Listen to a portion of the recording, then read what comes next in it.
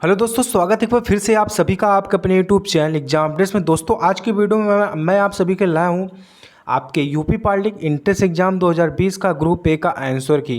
यानी इसमें मैं आप सभी को आज जैसा कि आज इंट्रेंस एग्जाम ग्रुप ए का हो चुका है मॉर्निंग में, तो प्रोवाइड अभी भी मुझे थोड़ी देर में पेपर प्रोवाइड हुआ जिसको मैंने सॉल्व करके आप सभी के लिए पूरा total physics chemistry and math सभी का तीनों का आंसर बताने वाला हूँ आंसर की के साथ। और इससे पहले आपको बता दें, आप लोग आंसर की ठीक से मिलाएं और कमेंट करें कि आप लोग आंसर गलत है या सही। उससे पहले आपको बता दें कि दोस्तों जो आपका पेपर बना था एंट्रेंस एग्जाम के लिए, करीब उसका 4 सेट थे ABCD करके। तो इसलिए ध्यान दीजिएगा आप लोग कि आप लोग कौन सा सेट लिए हुए हैं, और हर सेट में आपका क्वेश्चन नंबर चेंज होगा एंड ऑप्शन भी चेंज होगा। इसलिए आप लोग नंबर 1 2 3 करके ना मिलाएगा सबसे, इसीलिए मैं पूरा क्वेश्चन पढ़ूंगा एंड उसका करेक्ट ऑप्शन बताऊंगा। इसलिए जो सही ऑप्शन होगा उसका पूरा बताऊंगा, और ABC करके आप ऑप्शन नहीं बताएंगे, मिलाएंगे मैच करेंगे। मैं जो बताऊंगा उसको देखिए आप आपके एंट्रेंस एग्जाम के पेपर वाले में जो सेट है उसमें कौन सा ABCD कौन सा से, अगर मेरे में C सही होगा, हो सकता है आप में चेंज हो ऑप्शन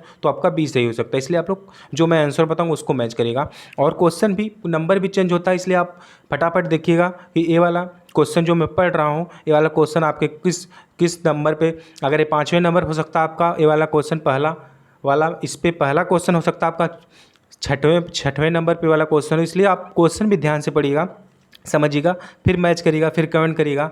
तो आपको बता दें, चैनल पर पहली बार विजिट किया, चैनल को सब्सक्राइब करके बेल आइकन को प्रेस कर ले, क्योंकि आपको यहाँ पर आंसर की तो मिलेगा ही मिलेगा। आपको बताया जाए इसका, आपको सभी गाइडेंस किया जाएगा कि आप कैसे काउंसलिंग कराएं, डॉक्यूमेंट क्या चाहिए एंड कॉलेज कैसे मिलता है, एड इसके बाद काउंसलिंग रिजल्ट आंसर की ऑफिशियल कब आएगा, सभी आपको यहीं अपडेट मिलेगा। इसलिए चैनल को सब्सक्राइब करके बेल आइकन को प्रेस कर ले। आप हमारे Facebook page and Telegram group से भी जुड़ जाइए ताकि आपको कोई भी अपडेट हो सबसे पहले वहाँ पर मिले।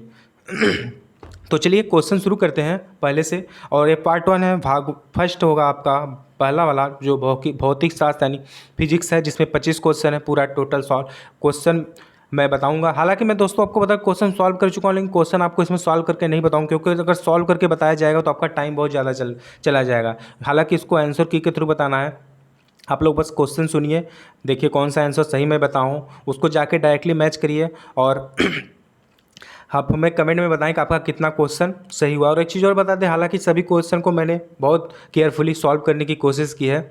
हो सकता है इसमें एक या दो तीन क्वेश्चन हो सकता है गलत भी हो सकते हैं। अगर आपको गलत लगेगा तो कमेंट करके बताइए कौन सा ऑप्शन हो, तो उस पर मैं फिर से सॉल्व करके कंफर्म करूंगा। अगर गलत आंसर गलत होगा तो मैं उसको पिन कर दूंगा कमेंट में कि इसका ऑप्शन गलत है, इसको मैच कर लें।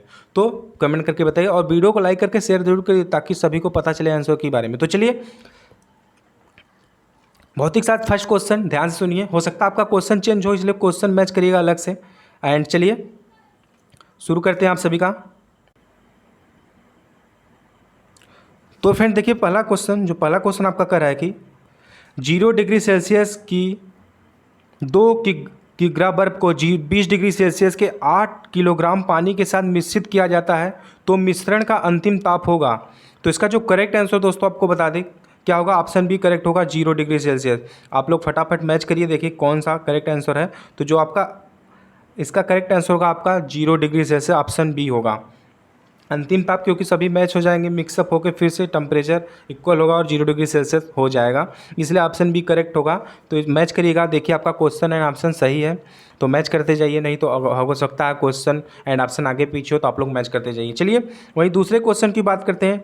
दूसरा क्वेश्चन आप सभी का है, एक प्रेक्षक समुद्र के किनारे खड़ा है जो कि प्रति मिनट 54 तरंगे नोट करता है। यदि तरंग की तरंग दैर्घ्य 10 मीटर हो तो तरंग का वेग होगा।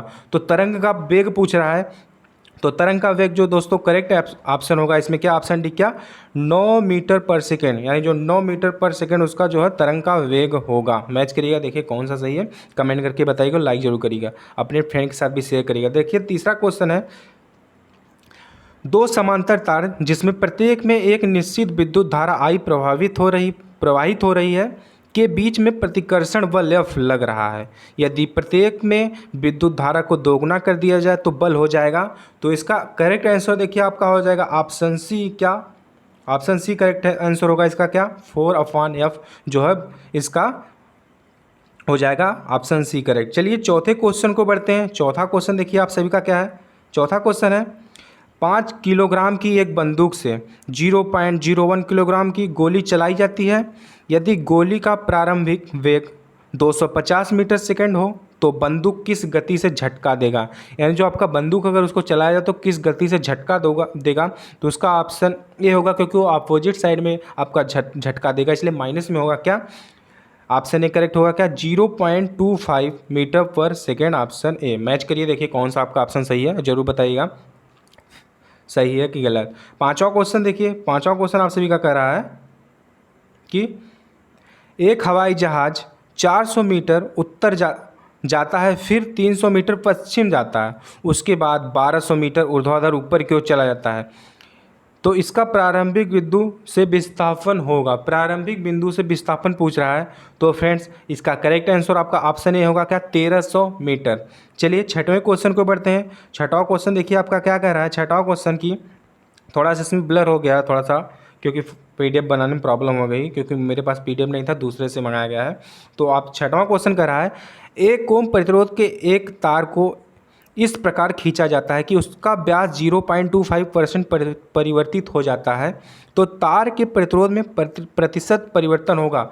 तो तार के प्रतिरोध में जो प्रतिशत परिवर्तन होगा दोस्तों कौन सा होगा, ऑप्शन ए करेक्ट होगा क्या, 1% इसमें जो है तार के प्रतिरोध में परिवर्तन होगा।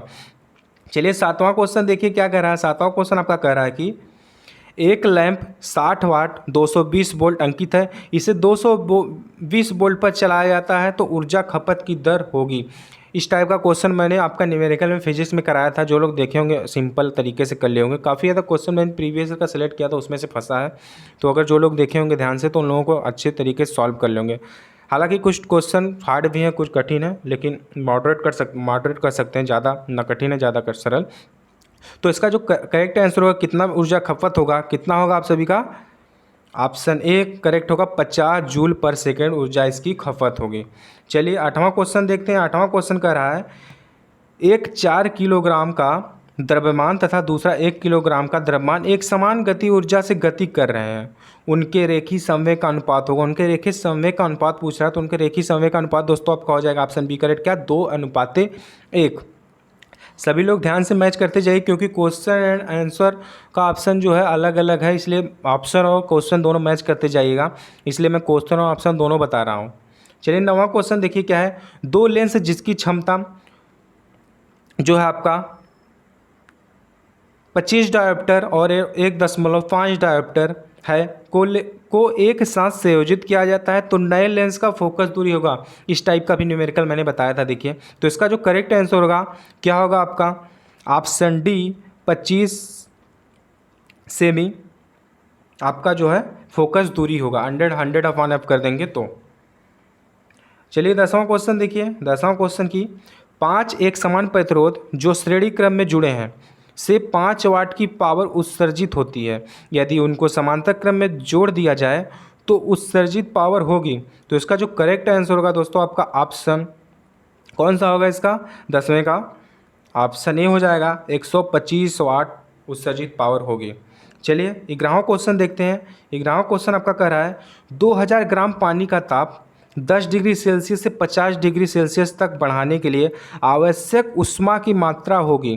तो इसका जो करेक्ट आंसर होगा क्या होगा आपका 11वें का, ऑप्शन डी होगा क्या, 80,000 कैलोरी होगा इसका आंसर। चलिए 12वां क्वेश्चन देखते हैं। 12वां क्वेश्चन देखिए है आपका, एक उत्तल दर्पण जिसकी फोकस दूरी f है, जो एक वस्तु का प्रतिबिंब वस्तु के आकार का 1/n वहाँ बनाता है, तो वस्तु का दर्पण से दूरी होगा। इस टाइप का भी क्वेश्चन मैंने सॉल्व कराया था। तो वस्तु से जो दर्पण से दूरी होगा वो आपका हो जाएगा कौन सा, ऑप्शन सही होगा 12वें का, ऑप्शन सी n-1 × f। चलिए 13वां देखिए क्वेश्चन आपका है क्या, प्रकाश जिसकी तरंग दैर्घ्य वायु में 6000 एंगस्ट्रॉम है, एक माध्यम जिसका अपवर्तनांक 1.5 है में प्रवेश करता है, माध्यम में प्रकाश की आवृत्ति तथा तरंग दैर्घ्य होगी। 13वां का जो आपका आंसर सही होगा ऑप्शन डी होगा, क्या होगा आपका ऑप्शन डी, 5 × 10⁻14 हर्ट्ज और 4000 एंगस्ट्रॉम होगा। जाइए मिलाइए, देखिए कौन सा ऑप्शन सही है। और कमेंट करके जरूर बताइए, एक लाइक तो बनता है, काफ़ी ज़्यादा मेहनत करने के बाद दोस्तों वीडियो लाया जाता है। और सब्सक्राइब कर लीजिए, क्योंकि मैं इसके बाद आपको सभी गाइडेंस दूंगा किस तरह से आपको काउंसलिंग कराना है, एडमिट आपका जो है कौन कौन सा डॉक्यूमेंट लगेगा, किस राउंड में कराएं, और कट ऑफ सभी कुछ बात की जाएगी आगे। तो 14वां क्वेश्चन है, एक गुब्बारे में हीलियम गैस 27 डिग्री सेल्सियस और एक वायुमंडलीय दाब पर 500 मीटर क्यूब भरी है।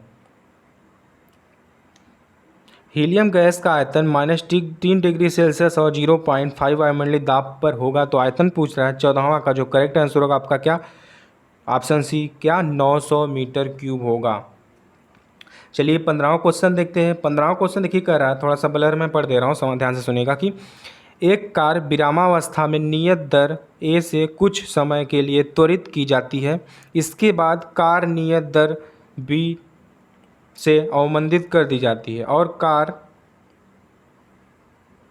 विरामावस्था में आ जाती है। यदि कुल समय टी लगा तो कार द्वारा प्राप्त किया गया अधिकतम वेग, तो अधिकतम वेग क्या होगा। 15वें का करेक्ट आंसर होगा ऑप्शन बी क्या, सॉरी थोड़ा सा ब्लर था, ए अल्फ़ा बीटा है तो इसको अल्फ़ा बीटा समझिएगा, ये बी जो मैंने बोला है। तो ऑप्शन बी सही होगा क्या, अल्फ़ा बीटा कोष्टक में अपान alpha plus beta into T कोष्टक के बाहर। मैच करिएगा, देखिए कौन सा सही है। चलिए 16वां क्वेश्चन की बात करते हैं। 16वां क्वेश्चन है, यदि पृथ्वी की त्रिज्या और द्रव्यमान दोनों को 50% कम कर दिया जाए तो गुरुत्वीय त्वरण हो जाएगा। तो 16वें का जो करेक्ट आंसर होगा आपका ऑप्शन डी 100% अधिक हो जाएगा गुरुत्वीय त्वरण। चलिए 17वां क्वेश्चन देखते हैं। 17वां क्वेश्चन देखिए आपका क्या कर रहा है कि 20 न्यूटन का एक बल पिंड पर लगाया जाता है। तो पिंड बल की दिशा में 45 डिग्री कोण से 1 मीटर गति करता है। तो बल के द्वारा किया गया क्या कार्य क्या होगा। तो ऑप्शन 17वां का कौन सा सही होगा, सी।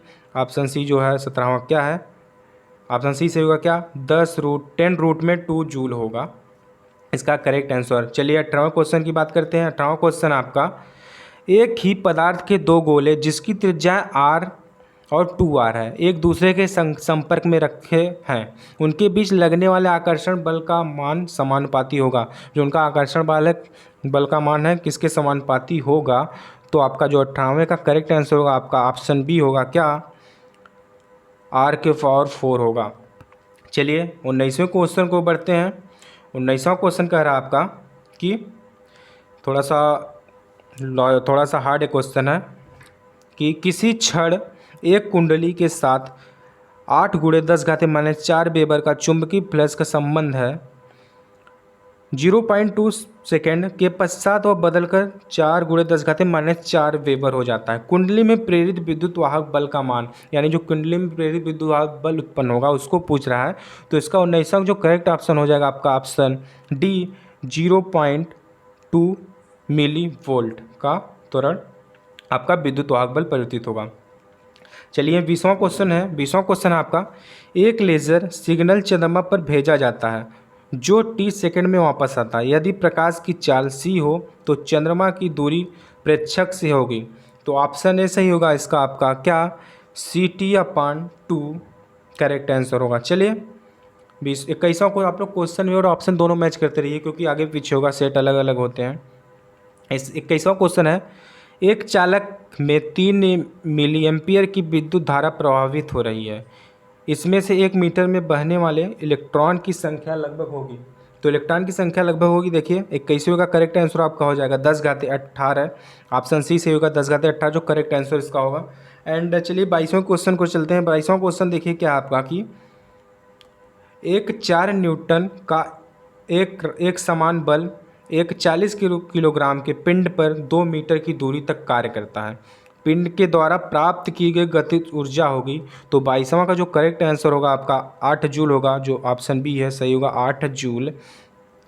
सभी लोग मैच करते रहिए ध्यान से। 23वां क्वेश्चन है, यदि सरल लोलक का द्रव्यमान 2 गुना कर दिया जाए, जो आपका सरल लोलक है उसका मान अगर 2 गुना कर दिया जाए तो आवर्तकाल क्या होगा। तो ऑप्शन 23वें का जो है सी सही होगा क्या, समान बना रहेगा। तो आवर्तकाल उसका समान बना रहेगा। चलिए 24वां क्वेश्चन को बढ़ते हैं। 24वां क्वेश्चन देखिए कह रहा है कि चित्र में दिखाए गए परिपथ के सिरे ए तथा बी के मध्य कुल प्रतिरोध होगा। इस टाइप का क्वेश्चन मैंने सॉल्व किया था, आपको बताया था न्यूमेरिकल। देखिए इसका जो करेक्ट आंसर होगा कौन सा होगा, ऑप्शन डी 2 ओम होगा। चलिए 25वां क्वेश्चन फिजिक्स का, जैसा कि फिजिक्स का लास्ट क्वेश्चन है 25वां, इसका केमिस्ट्री किया जाएगा और कोशिश करूँगा मैथ भी आज हो जाए, अगर नहीं होगा तो मैं आपको कल एक नया पूरा 50 क्वेश्चन सॉल्व करके बता दूंगा। तो सब्सक्राइब करके बेल आइकन प्रेस करिएगा। तो 25वां क्वेश्चन कह रहा है 150 किलोग्राम का एक स्कूटर 108 किलोमीटर पर घंटा की एक समान चाल से गति कर रहा है, तो गाड़ी को 10 सेकंड में रोकने के लिए आवश्यक बल होगा। तो इसका करेक्ट आंसर होगा ऑप्शन डी 4.5 न्यूटन। तो चलिए जैसा कि आप सभी का फिजिक्स का ख़त्म हो चुका है 25 क्वेश्चन, इसके बाद मैं आऊँगा केमिस्ट्री पर। तो आप लोग फटाफट बताइए फिजिक्स में कमेंट करके, फिजिक्स में आपका कितना क्वेश्चन करेक्ट हुआ है, कितना गलत और कितना अटेम्प्ट किए थे इसका। चलिए केमिस्ट्री में चलता हूँ एंड केमिस्ट्री वाला सॉल्व किया जाए। तो केमिस्ट्री का 26वां क्वेश्चन आप में हो सकता है आगे पीछे हो, पार्ट सेकेंड रसायन शास्त्र केमिस्ट्री। तो चलिए बात करते हैं एंड आपको बता दें, आप लोग अपना क्वेश्चन के हिसाब से मैच करिएगा।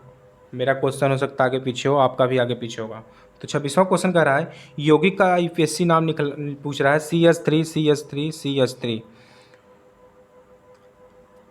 तो इसका जो आपका करेक्ट आंसर होगा ऑप्शन सी होगा क्या, 2,3 डाई मिथाइल ब्यूटेन मेथ है प्रो ब्यूट होगा, क्योंकि यहाँ पर देखिए 4 है।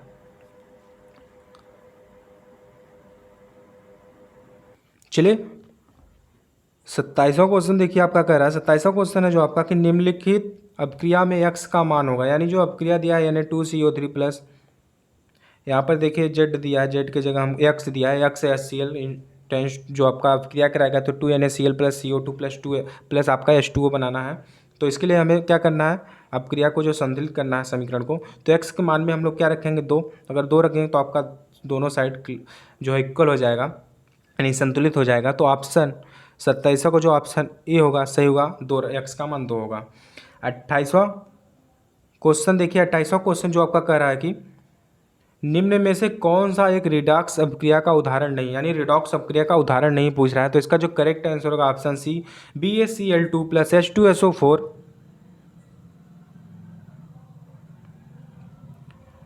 H2SO4 इसका जब अपक्रिया होगा तो आपका VaSO4 प्लस 2HCl होगा। चलिए 29वां क्वेश्चन पे बढ़ते हैं आप सभी के। 29वां क्वेश्चन क्या कह रहा है आपका, 29वां क्वेश्चन आपका एसटीपी पर 16 ग्राम ऑक्सीजन का आयतन है, एसटीपी पर 16 ग्राम ऑक्सीजन का आयतन है। तो इसका जो करेक्ट आंसर होगा आपका 29वें का दोस्तों क्या होगा, ऑप्शन बी 11.2 लीटर। चलिए तीसरे क्वेश्चन को पढ़ते हैं। तीसरा क्वेश्चन बहुत ही नॉर्मल है कि कैंसर के उपचार में प्रयुक्त समस्थानिक है, जो कैंसर के उपचार में प्रयुक्त एक समस्थानिक है क्या है। तो इसका जो करेक्ट आंसर आपका हो जाएगा ऑप्शन बी कोबाल्ट 60 जो होता है आपके कैंसर के उपचार के लिए प्रयोग किया जाता है। चलिए 31वां क्वेश्चन को बढ़ते हैं। 31वां क्वेश्चन है निम्न में से एक को छोड़कर सभी एल्केन श्रेणी से आते हैं, यानी जो इसमें से एक छोड़कर जो है सभी एल्केन श्रेणी से आते हैं। तो हमको पता करना है कौन सा एल्केन श्रेणी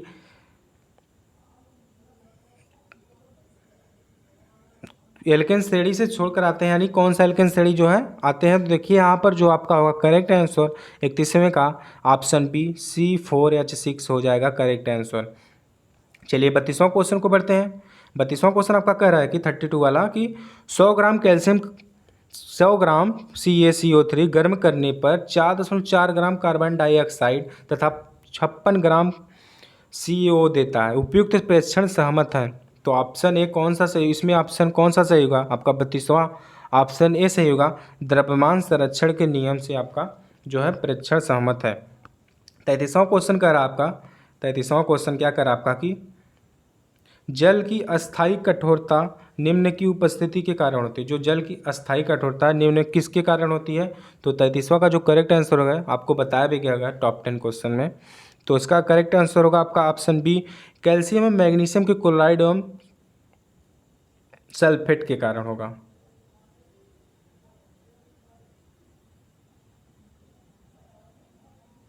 चलिए 34 का क्वेश्चन की ओर बढ़ते हैं। 34 जो 34वां क्वेश्चन आपका, इसमें देखिए क्या ब्रोमीन की ऑक्सीकरण संख्या +7 है, यानी 4 ऑप्शन दिए, इसमें से कौन सा जिसका ऑक्सीकरण जो है +7 होगा। तो 34 में देखिए आपका ऑप्शन सी होगा क्या, VrO4 माइनस में आपका करेक्ट आंसर है। चलिए 35वें क्वेश्चन को बढ़ते हैं। 35 क्वेश्चन आपका, निम्न में से कौन सा गलत मिलान है, यानी निम्नलिखित में कौन सा गलत, यानी फार्मूला गलत है। तो देखिए इसमें जो करेक्ट आंसर होगा आपका ऑप्शन बी होगा क्या, धावन सोडा का इसमें जो सूत्र दिया है गलत दिया है। ये आपका NaS जो CO3 है ये आपका सोडियम बाइकार्बोनेट है, यानी खाने का सोडा है, तो इसलिए ऑप्शन बी गलत है। चलिए 36वें क्वेश्चन को बढ़ते हैं। 36वां क्वेश्चन आपका क्या कह रहा है कि निम्न में से कौन एक संक्रमण धातु नहीं, जो निम्न में से कौन सा एक संक्रमण धातु नहीं है। तो संक्रमण धातु कौन सा नहीं है, चलिए देखते हैं। तो इसका जो करेक्ट आंसर होगा 36 का, वो आ जाएगा आपका ऑप्शन डी, लेड जो है आपका संक्रमण धातु नहीं है। चलिए आगे बढ़ते हैं। 37वां क्वेश्चन कह रहा है, एक नियत ताप पर किसी गैस के दिए गए भार का आयतन उसके दाब के व्युत्क्रमानुपाती होता है, यह कथन कहलाता है। तो इसका कथन क्या कहलाता है, तो आपका जो बताइए क्या होगा।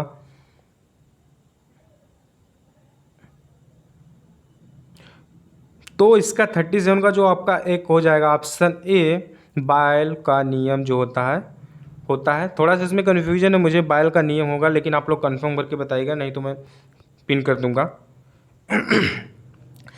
38वां क्वेश्चन है, टिंडल प्रभाव दिखाई देता है, जो आपका टिंडल प्रभाव किसमें दिखाई देता है। तो आपका जो करेक्ट आंसर होगा ऑप्शन बी, कोलाइड विलयन होता है। कोलाइड विलयन में जो आपका टिंडल प्रभाव दिखाई देता है। चलिए आगे बढ़ते हैं।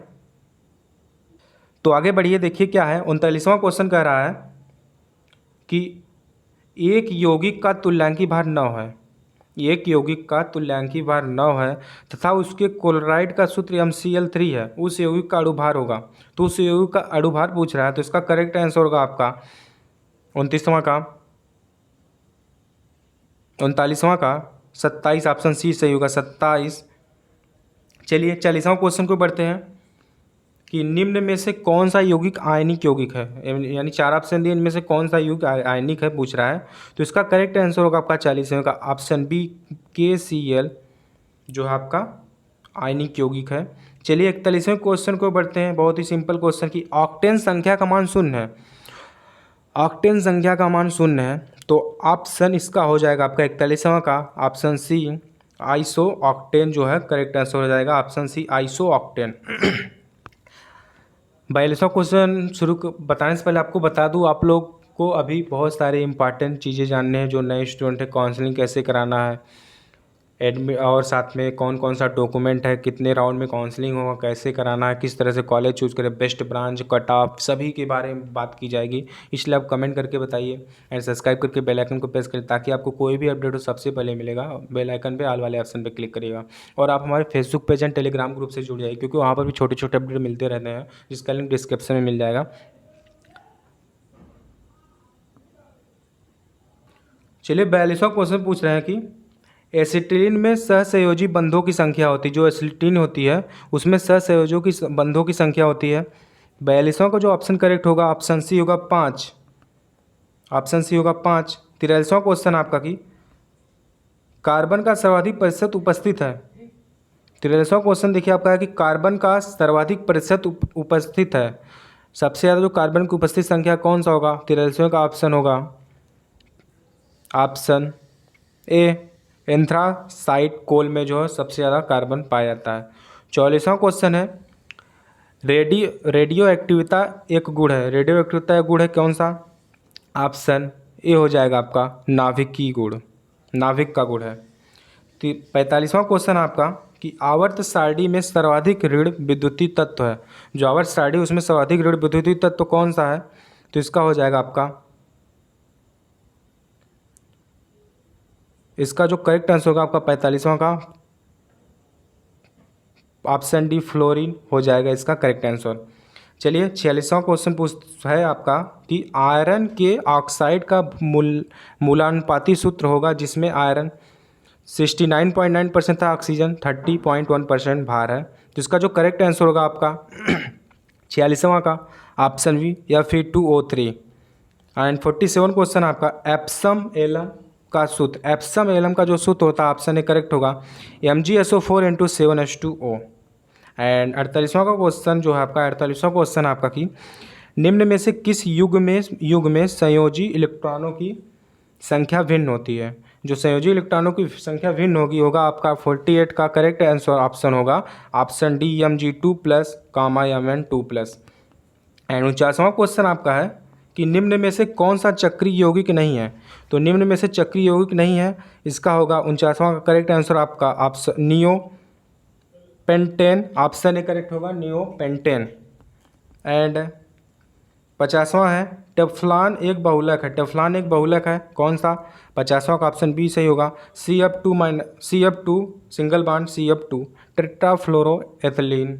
तो दोस्तों एक क्वेश्चन आपके फिजिक्स और chemistry part first and second दोनों मिला के 50 क्वेश्चन कंप्लीट करा दिए गए हैं। एंड इसके बाद मैं भी मैथ का जो है 50 क्वेश्चन सॉल्व करके आप सभी को मॉर्निंग में अपलोड कर दूंगा, तो देख लीजिए इसको।